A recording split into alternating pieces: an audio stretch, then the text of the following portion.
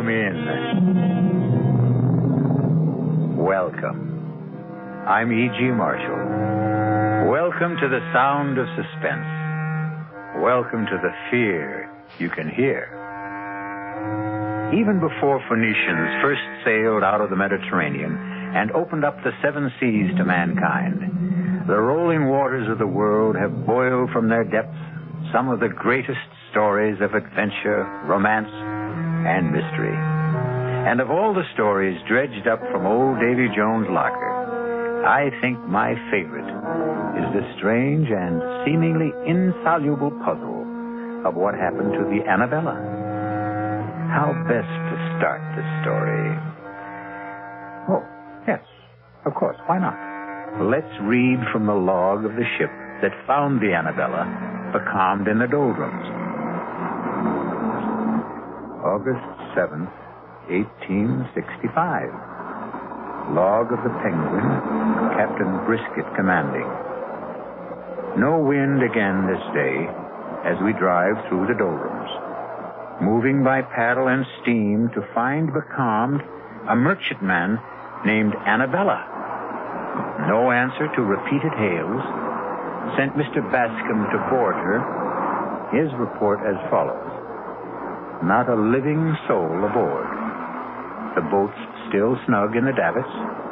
The captain's table freshly set for 6. The crew's meal warm in the galley. All shipshape. The log records an uneventful voyage with no clue as to why she should have been deserted.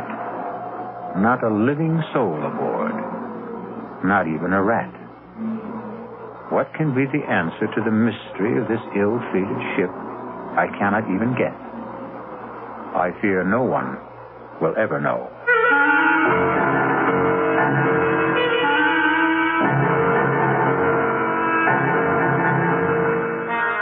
Our mystery drama, Sea Fever, was written especially for the Mystery Theater by Ian Martin and stars George Matthews and Brett Morrison.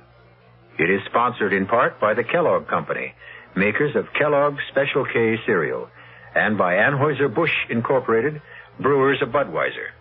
I'll be back shortly with Act One.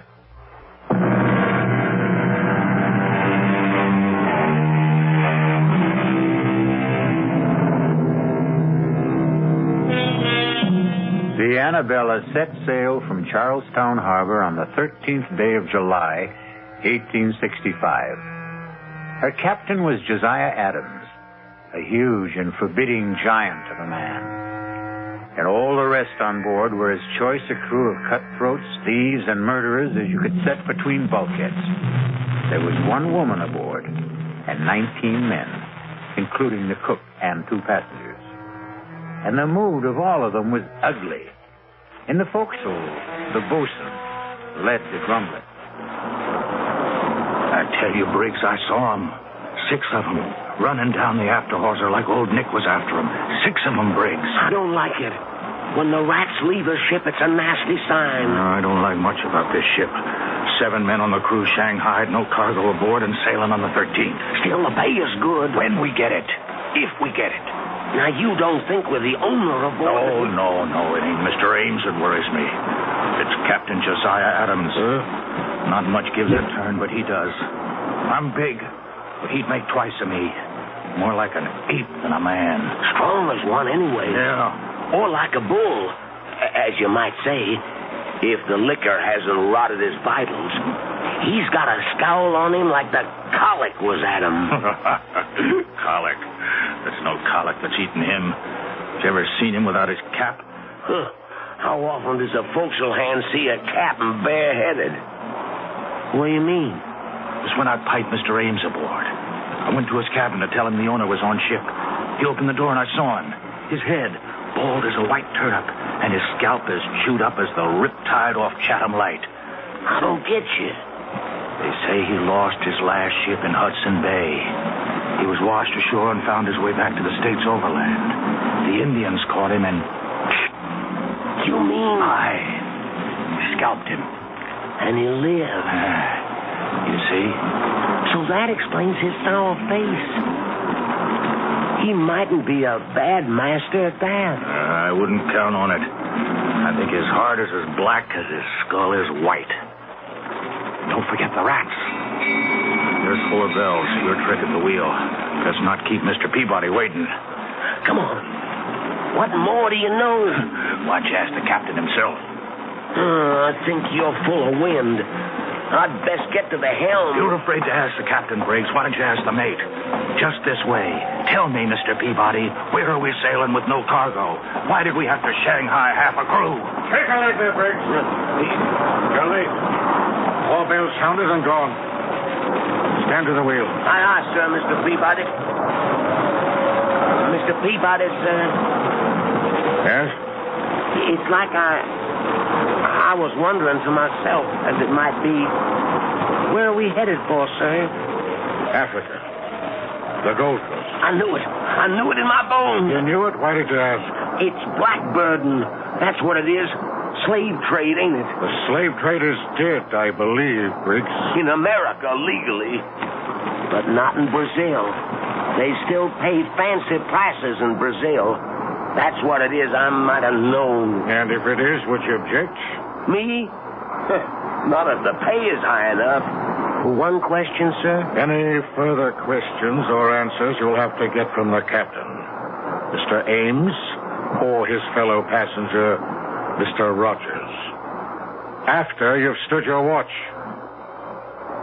They're in the cabin if you'd care to risk it. Sir. So it's blackbirding, eh? Just what Christopherson guessed.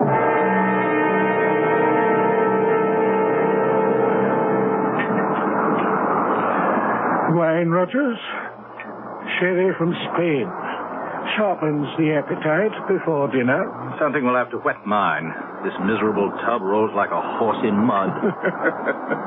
Well, you'll soon get your sea legs. A small need of them I'll have where I'm going. You'll need them to get there. To the Gold Coast, Mr. Rogers. The Gold Coast. Heat and dust and flies and traffic in human bodies. Slave trader Rogers. A fine job for a fine gentleman. Would you prefer a prison cell? The past is dead. I stole from you and was caught. You let me choose whether to rot in jail in poverty or in Africa in luxury. I chose the second. Now, in heaven's name, let's forget the first. Gladly. More wine. As much as you desire. There's no lack of it. Mm-hmm. More than enough for the voyage. If the captain doesn't drink it.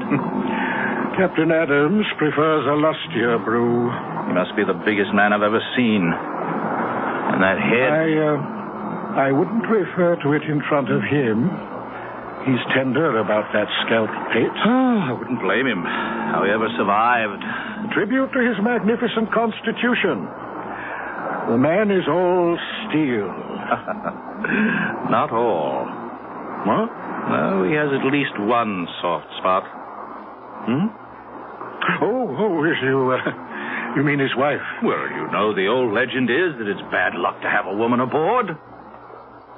A woman aboard? Are you trying to tell me that Mistress Adams is aboard this ship? Why, of course. I thought you knew. This is no place for a woman. Oh, damn it, Rogers, I won't have it. The woman must be put ashore. I want to talk to the captain immediately. If you want the captain, you'll find him on the bridge. How do you know? My reputation as a ladies' man, Mr. Ames, remember? I make it a point to determine first when the lady is available.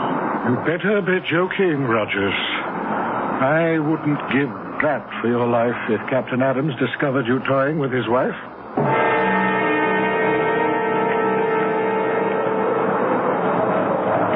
Wind's freshening, Captain. That's God's worry and mine, Seaman, not yours. Hold it to the point. Aye, sir. Captain Adams. What is it, Mr. Ames? A word with you, sir. No. What? You heard me and get off my bridge. No one sets foot behind the wheel except on my orders or invitation. Damn it, sir, I take umbrage at your attitude. Take what you will. My only concern when I'm on this bridge is the sailing of this ship. Now, will you take yourself off it? I'll meet you after the watch. 6 bells in the saloon, and you can have your word with me. I'm afraid that's not good enough, Captain. You forget... Good enough or not, it will have to serve. Now, will you go below, or do I have to throw you off bodily?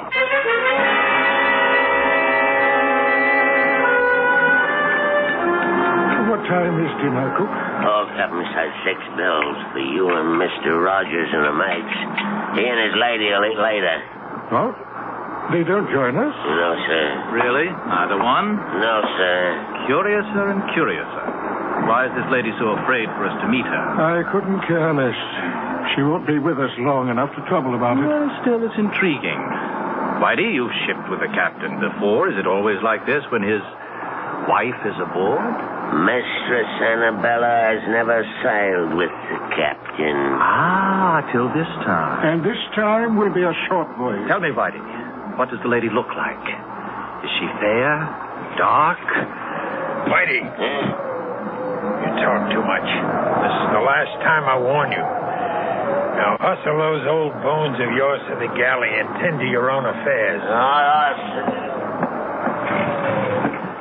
You want to know what my wife looks like, Mr. Rogers? Oh, a natural curiosity, surely? Then let me satisfy it.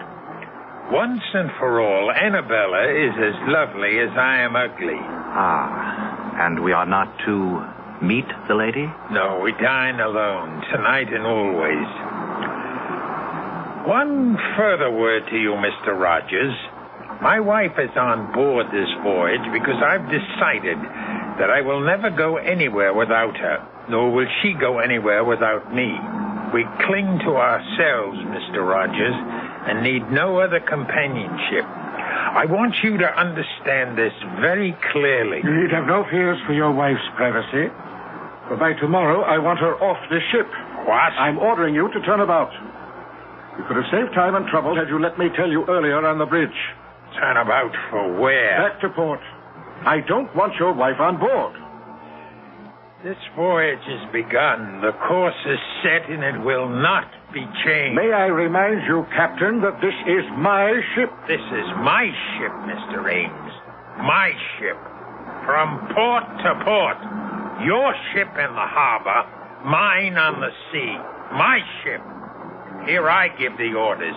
Here I expect to be obeyed. In the name of all that's reasonable, man, in view of our business, can't you see this is no place for a woman? There's only one place for Annabella. My wife remains at my side. But on a slave ship. By my side, do you hear? By my side. Now, we'll hear no more of this. For by the living God, owner or not, I'll clap you in irons. So began the voyage of the Annabella. Distrust and fear below and 'tween decks, with bad luck hoping in the shrouds like a storm gathering. Her bow cut the water with good speed, but it was towards the wake the crew's eyes turned. For the legend is that Davy Jones swims the wake of any vessel marked for his locker on the bottom of the sea. I'll return shortly with Act 2.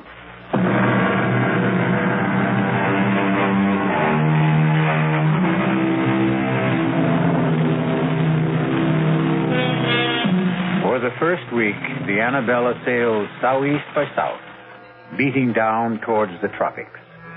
The crew still grumbled, and Rogers strove to drown the irresistible temptation to try and catch a glimpse of the captain's wife by drinking steadily. 2 things served to deter him: the captain's wary vigilance and his fear of the sheer brute strength of the man. But once the ship veered due east and the mounting seas demanded more and more of the captain's time on deck, Roger's courage and desire began to grow.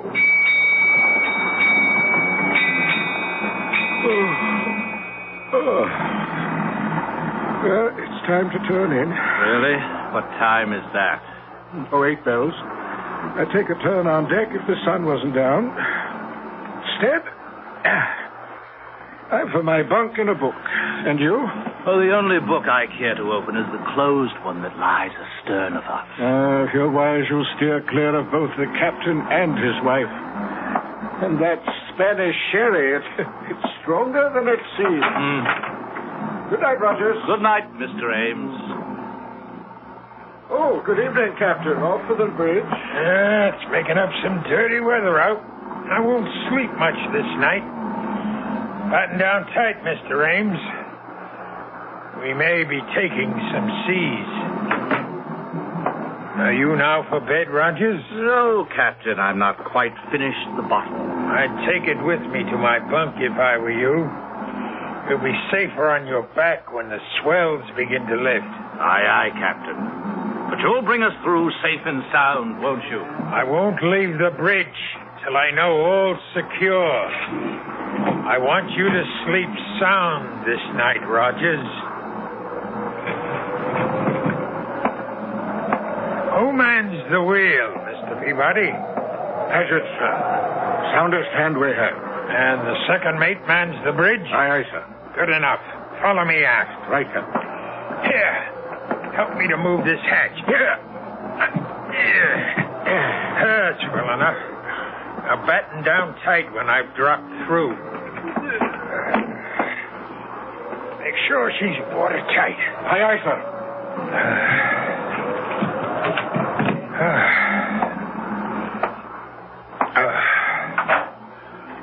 Who's that?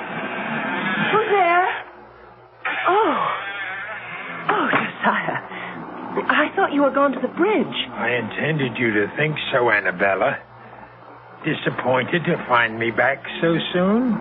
Disappointed? No. But how did you come back? Through the stern hatch. But why? I had my reasons. You're sure you're not disappointed that I returned? No, dear.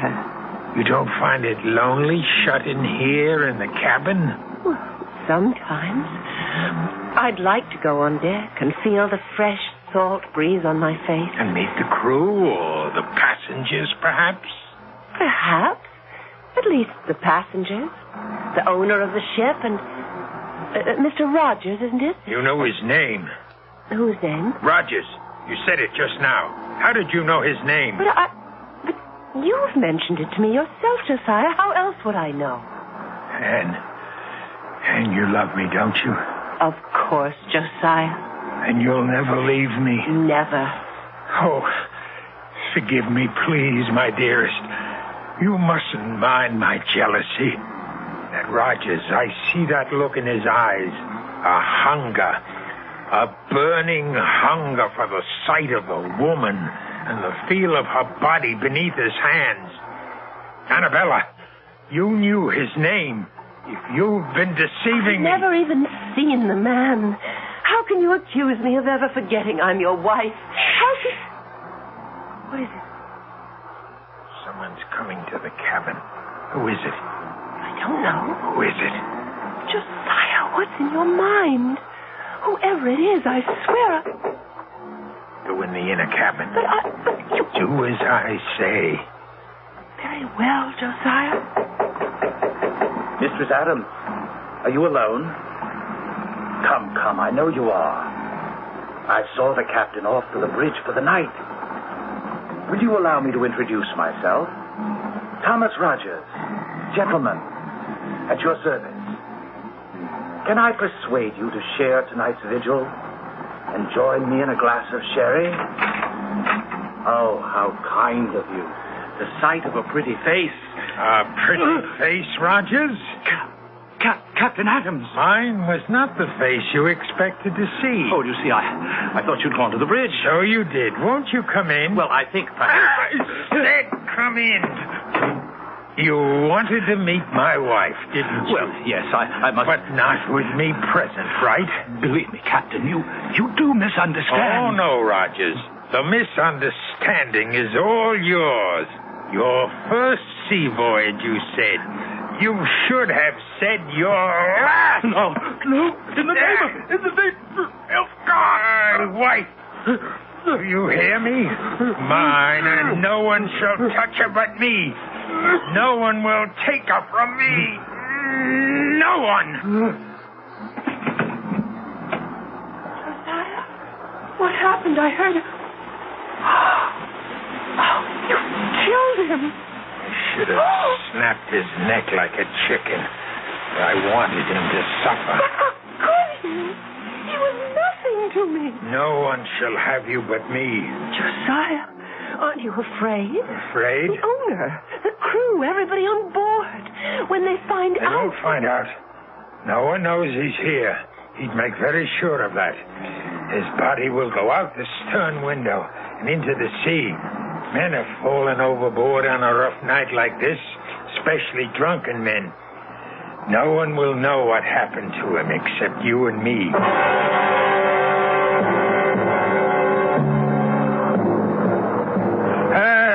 Trimmer a little, Briggs. You're losing wind. Bring a nose up, man. God, rot you for a clumsy fool. Here, let me have the wheel. Aye, sir. Your eyes, you've lost way on her. Sorry, Captain. The wind just veered a couple of points. Sailor should smell a wind change. Yes, but I Save your excuses. Do you think you can hold her on this tack? Just try me, Captain, sir. Here, then. But keep her running, all right? Yes, Mr. Ames. Like a word with you below. I can't leave the bridge. Have I your permission to join you? If you insist. Searching for you, sir.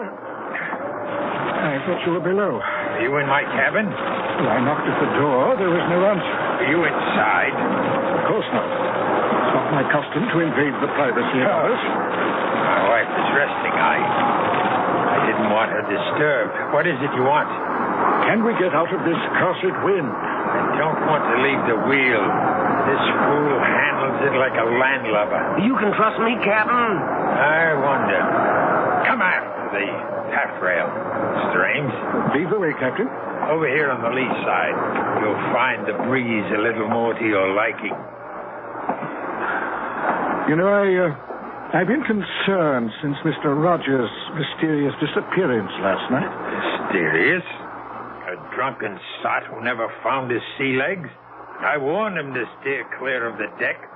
We did every mortal thing we could to find him. Yes, I know. But without him now to leave as my agent on the Gold Coast, Go on. Well, it's deuced awkward. Without someone to recruit the next batch after we leave, there's little point in continuing on.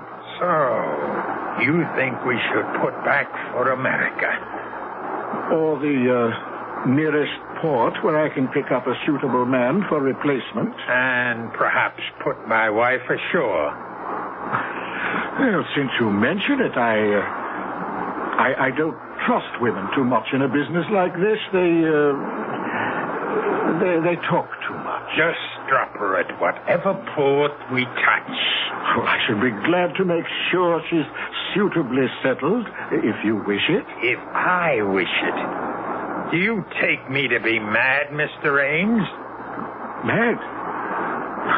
Why, believe me, sir, nothing... Don't you think I see through your childish subterfuge? Leave Annabelle with you while I sail off to the ends of the earth? No, please, You, too, trying to steal her away from me. But you can't have her any more than Rogers could. Captain, your wife means nothing to me. I'll make sure she doesn't. Just as I made sure with Rogers. Then it was you who... Yes, I killed him with these two hands. And he disappeared. Just as you will. No! She's mine. Only mine. No one can have her but me.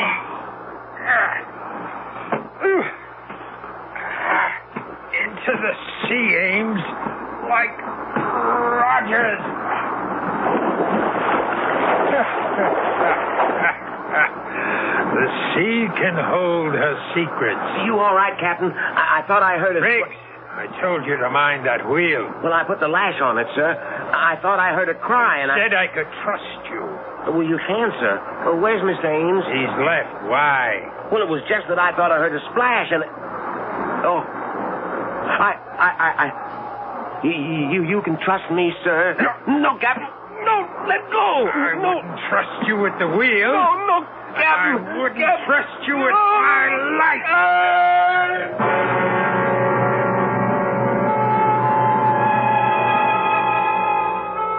Two more overboard. 19 men the Annabella sailed with, and now there were 17. Evil men, all of them. And Davy Jones swam the wake, waiting for them. For the captain, mad with imagined jealousy, had crossed the line of sanity. His obsession convinced him that he would know no peace till everyone on the Annabella was gone, save himself and his wife. I'll be back shortly with Act 3.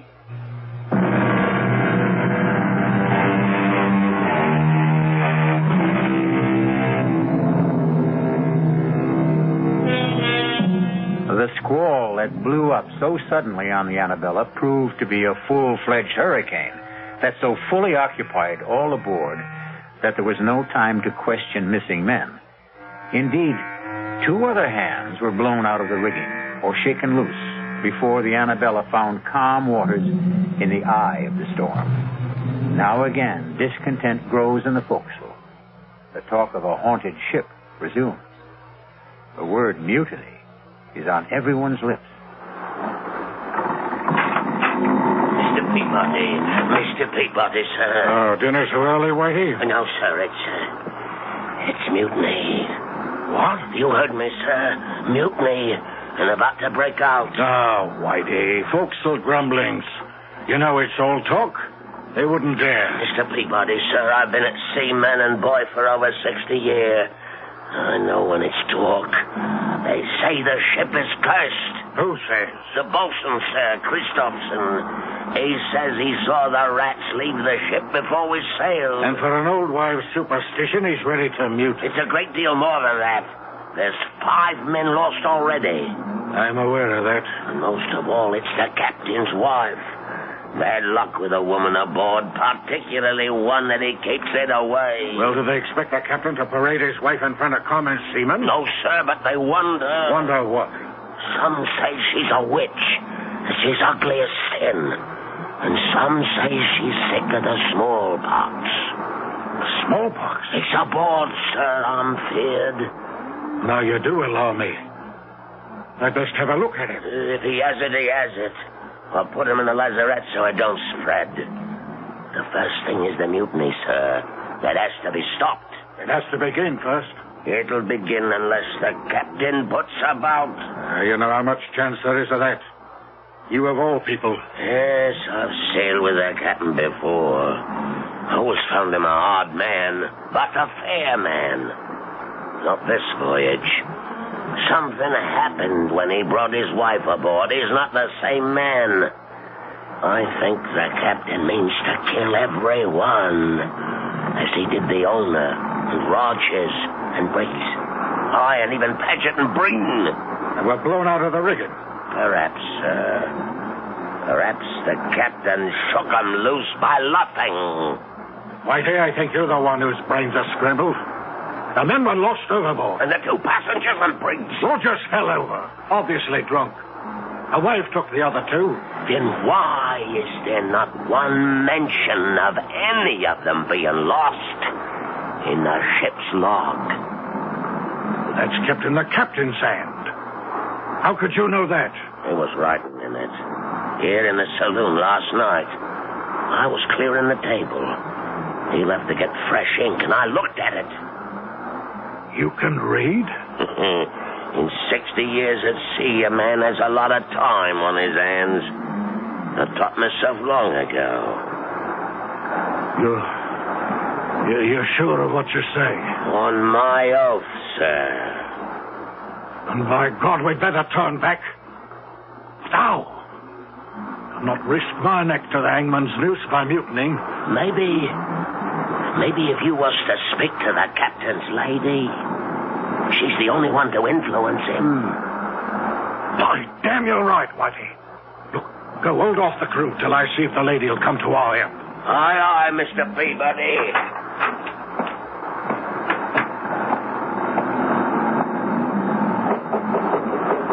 Mistress Adams, Mistress Adams, it is Mr. Peabody, first mate under the captain.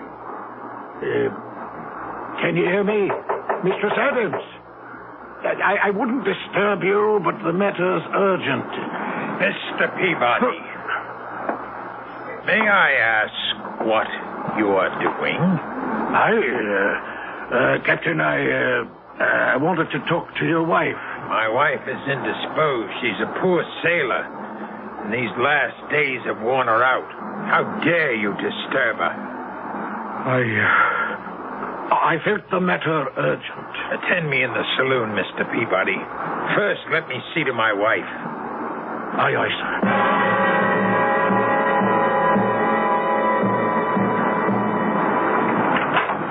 Fortunately for my peace of mind and your welfare, you did not wake Mistress Adams. Now, why did you wish to see her? Well, I didn't think you'd be willing to bring the ship about and head for home. You're quite correct. I would not. Feeling sure of that, I hope to enlist Mistress Adams' aid in persuading you to change your mind. That was the only reason you chose to disobey my orders?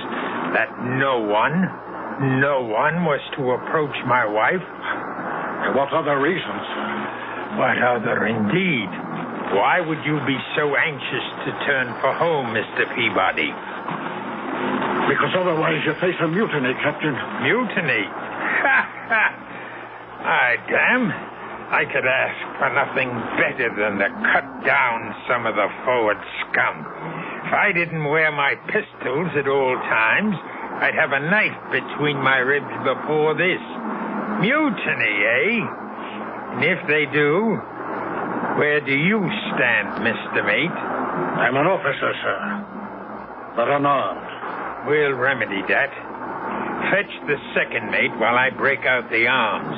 Then we'll muster the crew on deck and have this out. Aye, sir. What about the bosun? Christopherson? No. I won't put firearms in his hands. The three of us can stand them off. Turn back, Turn back! Turn back for a pack of lily-livered swine. I'll see us on the bottom first. Now, hark to what I tell you. This voyage can make us all rich. No owners split now. The profits are all ours. Sail on with me to Africa, and we'll all reap our reward. Aye, Deep Sixth in Davy Jones's locker. Speak for yourself, Mr. Christopherson, or all. Or for both. This ship is cursed. Turn back and we'll make it happen. You question my orders? I say to hell with your orders. Mr. Peabody, sir, you know what's happening aboard this ship. We'll sail under you. Will you stand by us, sir? Well, Mr. Peabody, where do you stand? You see where my pistol is aimed, Captain? At me. I suspected something like this when I found you below at my cabin. What would you do now? I'll ask for your pistol, sir. I'm taking over the ship. But I guarantee you safe conduct home. And my wife? Your wife, too, of course. And if I refuse? Don't make me pull this trigger, sir. That's just what I intend to do. Don't come any closer. You fool. Do you think I'd have handed you a loaded gun, knowing what was in your mind? Punishment for mutiny is death. Well, who's next? Who else wants to go on trial? I thought so. We'll smell the wind. The hurricane's coming back. To the rigging, all of you. And reef sail, or by heaven... Reef them yourself, old baldhead. We've taken our last order from you, you murdering devil. Go back to your cabin and tell your wife... I warned you, Christopherson. Captain Josiah, some are armed. You should never have started this. Never started it. It's just what I want. I want to be rid of you scum. Now I have my chance. Turn back to where I will lose Annabella forever. Never! Never!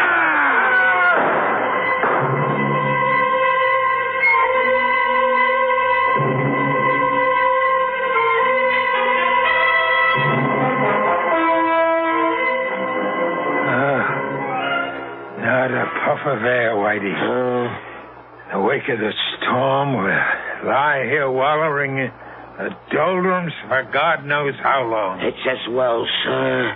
There's scarcely enough men left to sail the ship. Well, what there is dog-tired and half alive. How many left?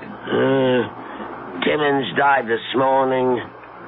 4 killed in a mutiny. 1 more lost overboard. And Rudge, who died in a fall from the crow's nest.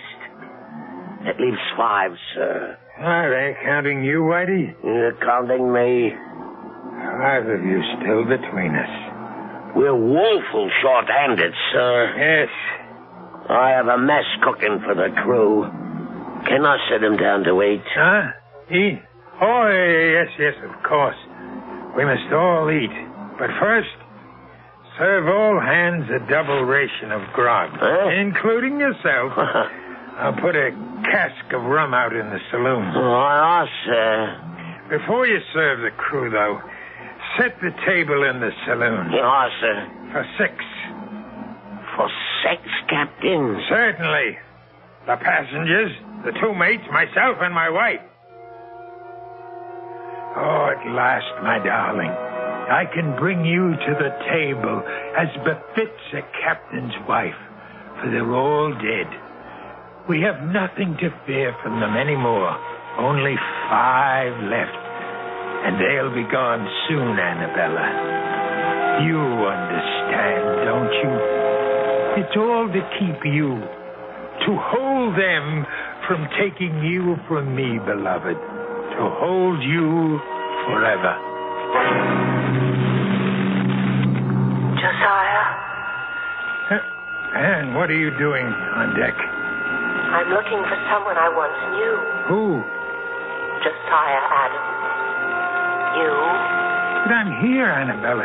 Here. If only you were. The Josiah I knew. I still am.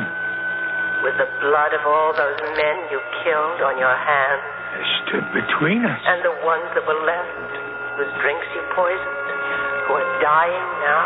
I had to kill them so we could be together always. Don't you see? That's what's tearing us apart. What were any of them worth to deserve to live? Blackbirders and thieves, riffraff and murderers. They stand between us no longer. Only one thing stands between us, Josiah. Why are you too blind to see? No, Anne. No, I took you from America with me. We can be safe on the other side of the world. I can sail the longboat. Just the 2 of us across the seas. We can scuttle the ship. And even if she were raised, no one would know her secrets. I've kept the log as though the voyage was calm and uneventful. Let them find the ship. We'll be gone. Tonight, at last, you can dine at the captain's table, as you always should have. And then we'll sail away. No, Josiah. Search your heart, and you know it can never be. It's all a dream. It's all a dream. Never, never, never.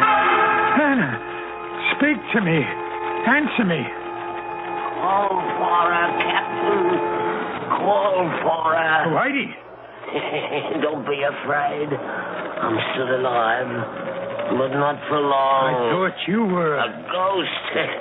No, only one ghost sailed with this ship. Quiet. You can't scare me anymore, Captain. I'm dying. But your wife... What about my wife? She's dead, Captain. No!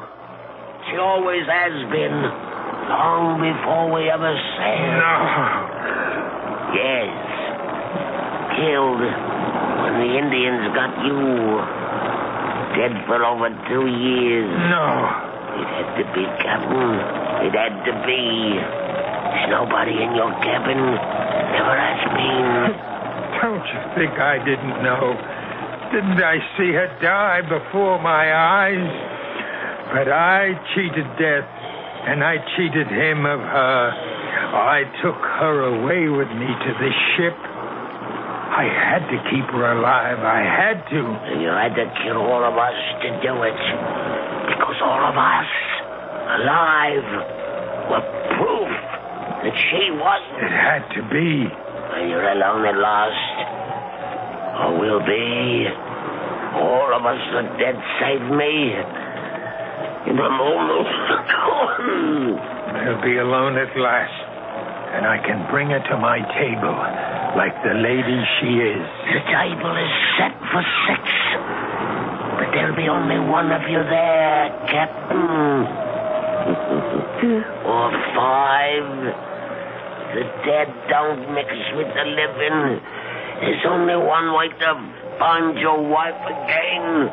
Only one way. The last of them. Annabella, we're free. Annabella, where are you? Anna, come to me. Annabella.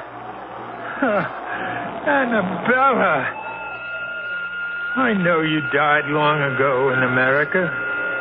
But you lived on in my mind, in my heart, and in my blood. I thought if I took you with me to the sea, away from the land where I dug your grave, you could still live and breathe for me alone. There's only one way to find you at last. Oh, Annabella, forgive me, love, for all that I've done. I'm coming home to you.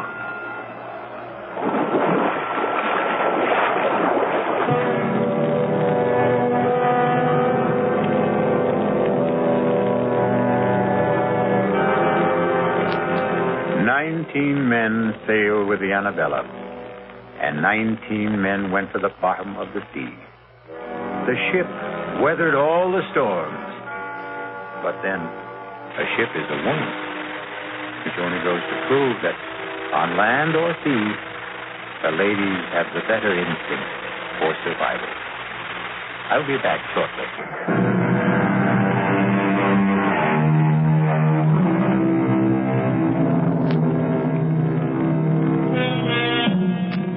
Somewhere in the green depths, I wonder if the captain sits presiding at his table. But if he does, there's at least one empty seat. For Mistress Annabella died on land. She'll never come back to the sea, or him. Which seems fair enough, wouldn't you say? He didn't exactly deserve a happy ending. Our cast included George Matthews, Brett Morrison, Marion Seldes, Leon Janney, and William Redfield. The entire production was under the direction of Himan Brown. Now, a preview of our next tale. Lightning strikes again. I never dreamed it would, did you? Well, it's a slightly different bolt of lightning this time. Not the devil, the white goddess, I believe the notice said. I copied it down. On February 8th, at 6 o'clock in the evening, the white goddess will run naked through the members' lounge. Naked, eh? Cudworth, just who is the white goddess? Daughter of Astarte, I believe.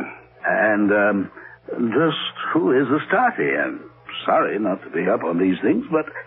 I believe Astarte is the goddess of fertility and, sexual love. Don't say. You don't believe she'll run naked across the members' lounge, do you?